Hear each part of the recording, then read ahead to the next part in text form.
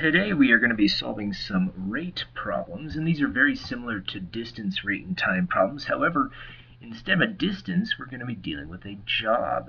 And so the way I write this is job equals rate times by time. And when we go ahead and solve these, well, instead of a distance, we have a job, and a job completed is 100% done, we say. Well, like Sydney does the job in 50 minutes. After 50 minutes, the job's completed, 100% done. If I treated 100% as a decimal, I'm going to move the decimal back 2 spaces, and that gives me the number 1. And so I'm going to use 1 in place of job being done. Now, if they wanted to know how long will it take to do half the job instead of 1, we would have 50%, or 0.5. Well, we continue reading, and it says, how long will it take them to do the job when they work together? And so together means we're going to end up adding their rates. Well, we got to figure out what the rates are. They give us the time at which it takes them to do a job, but what would the rates be? Well, let's take a look at how long it takes her to do the job. 50 minutes. Well, if we're thinking about a job completion as 100%, percent is a fraction. So that means that 50/50ths, after 50 minutes, the job's done. 50/50ths, which equals 1, or 100%. Well, after 1 minute, she's only got 1 part out of the 50 parts done. After 25 minutes, she's got 25 out of 50 parts done. So that would be 50% of the job being done. So we're going to use this idea, the 1/50th, how much of the job she gets done each minute. And we're going to use that as her rate. Well, Sarah's rate is going to be 1/40th. She gets 1 part out of 40 parts done each minute. And so from there, we're going to add those two rates together, times by the time, and it's going to give us our answer. So the thing we need to do is come up with that common denominator. So let's break this 50 down to 5 times 10, 40 to 4 times 10, and multiply by the number that each denominator needs. And so in this case, the 50 needs the 4, the 40 needs the 5, and let's multiply across. So now we've got 1 equals 4 over 200, and the other one's going to be plus 5 over 200, and then we'll add those two together, multiply by the time. And so we go ahead and do some more work there. 1 equals 9 over 200. Well, how do we solve for time? Well, remember, the reciprocal of the time was the rate. Well, it's the same thing again. The reciprocal of the rate is going to end up being the time. And if you don't see it, what we can do is multiply this side by 200 over 9. That'll cancel out the 9s and the 200s, but what we do to one side, you always have to do the same to the other. So you end up with 200/9 as the time at which it takes them to do the job together. So now is when we do a division problem to figure out what this represents. 9 goes into 20 2 times, with 2 left over, so we're getting the same remainder each time, so that means that 2 is going to continue to repeat. So once I get to the end of the 200, I'll add that decimal point, put that extra 2 there. It's a 2 repeated, but I'm just going to round to the nearest tenth here, so 22.2 minutes is the time it takes both Sarah and Sydney to do the job when they're working together. Well, I've got another problem like that. John does the job in 20 minutes, so his rate is going to end up being the reciprocal of his time. He gets 1 out of 20 parts done each minute. After 20 minutes, he's done with the job, 20/20ths, which makes 100% completion. Ed's rate, well, it's the reciprocal of the time it takes him to do the job. 1 out of 30 parts are done each minute. How long will it take him if they're working together? Well, we're just going to add the rates together. So job completion is 1, and we take the rates, 1/20th, 1/30th, we're going to add those together, times by time. Well, come up with that common denominator. Break these down to 10 and 2. See, 10 is the common factor, so that's why I pull that out first to see what's left over. And so it looks like the 20 needs a 3. The 30 needs a 2.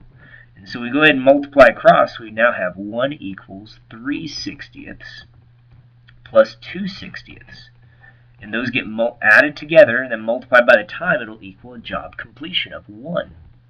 So we go ahead and add, we get 5/60ths times by the time. And notice that if I multiply by the reciprocal, 65ths, that will give me the time at which it takes them to do the job. And when I go ahead and do that division of 5 into 60, that ends up going there evenly 12 times. So 12 minutes is the time it takes them to do the job when they're working together. Well, the next two problems are a little bit different, so let's take a look at them. Starts off the same. Al does a job in 10 minutes, so his rate is 1 out of 10 parts are done each minute. Ted, well, 1 out of 15 parts are done each minute. But what's different is the question. How long does it take them to do a job that's twice the size while working together? So what we're going to do is we're going to find out the time it takes them just to do one job together, and then we'll double that time. And so we'll go ahead and figure that out. 1 equals 1/10 plus 1/15 times by the time. And so I'll come up with that common denominator. Now, notice that I see 5 goes into each of these terms. So that's what I'm going to take out. 5 and 2 make 10. 5 and 3 make 15. So the 10 needs a 3. The 15 just needs a 2. So we go ahead and multiply that across. We get 3/30 plus 2/30, and those get added together, multiplied by the time. And so now what we've got is 1 equals 5/30 times by the time. So I can come up with that common denominator. Well, I did that. I can go ahead and multiply by the reciprocal now, and that'll cancel out the 5s and the 30s. Do the same thing on this side, and we'll come up with our answer. So 35ths is the time. Do the division, you've got 6. 6 is the time it takes them to do the job, 6 minutes. But that's doing the job together. That's just one job. We're going to do a job that's double the size, twice the size. So we need to double our answer here.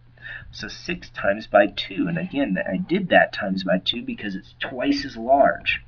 And so it means 12 minutes to do a job that's twice the size. So the last one here is very similar.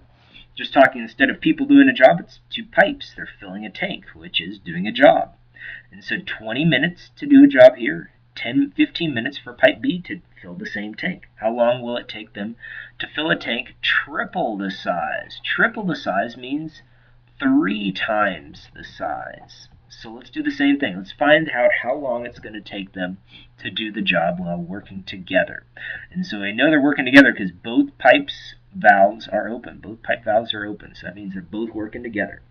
So 1 job completion is going to equal their rates at which they're working, 1/20 plus 1/15, and then times by the time. So come up with that common denominator. So we're going to break the 20 down, and instead of 10 and 2, look at the factors that are in common. They both have a 5. So I'm going to multiply the 20 by 5 and 4 to make 20. 5 and 3 make 15. So now you can see that the 20 needs a 3 and the 15 needs a 4. If you broke it down to 10 and 2, you wouldn't see that factor right away. So that's why you always look for that common factor first. So we go ahead and rewrite our problem. We've got 1 equals, now 3/60 plus 4/60. Those get added together and multiplied by the time. So now it's 1 equals 7/60 times by time. So we can go ahead and multiply by the reciprocal. So 67 times by 67. And I end up with, well, 67. So the reciprocal of the time is the rate. Reciprocal of the rate is the time. So don't do the division here. If you do, you're going to end up having a decimal or a fraction that is a mixed number, which you'd have to change back to an improper fraction if you were to multiply. So at this stage right now, take that number, the exact answer, 67, multiply it by 3. The reason we're multiplying it by 3 is because it's 3 times the size. So 3 times the size. So we go ahead and do that. Think of that as 3 over 1. That makes 180 over 7. So now we can go ahead and do that division. So 7 into 180. And when we do that, 7 goes into 18. We have just 2 times. I was thinking of 14. So let's go ahead and fix that real quick. So 7 goes into 18 2 times, which makes 14. And we have 40 left over, so we have to go with 7 into 40 goes 5 times, and that makes a 35, so it looks like a 5 left over. And so here's where my decimal point goes. 7 into 50 goes in there. We have 4 or 7 times. So 25.7 is a good approximation for the time it takes the 2 tanks to fill a tank that is, or 2 pipes to fill a tank that is triple the size. So those are problems that you'll see for the rate problems. We'll also have some review problems, and you can check that out in part number 2.